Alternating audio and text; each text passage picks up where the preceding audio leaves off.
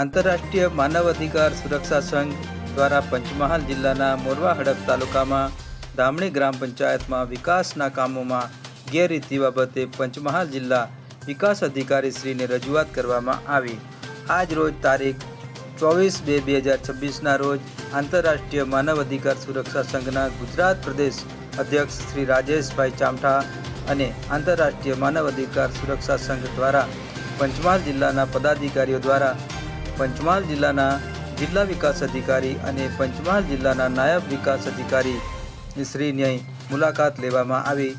આ મુલાકાત દરમિયાન રજૂઆત કરવામાં આવી હતી કે પંચમહાલ જિલ્લાના મોરવા હડપ તાલુકાના ધામણી ગ્રામ પંચાયતના અગાઉ જે વિકાસના કાર્યો કરવામાં આવ્યા છે તેમાં તમામ કામોમાં ગેરરીતિ આચરવામાં આવી હતી, જે બાબતે યોગ્ય તપાસ કરવા અંગે રજૂઆત સહ અરજદાર વતી ભલામણ કરવામાં આવી।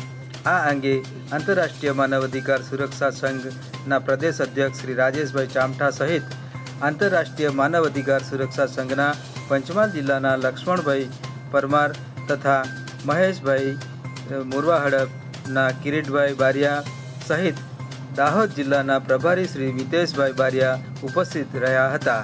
વેચાતભાઈ પરમાર, સંતરોડ।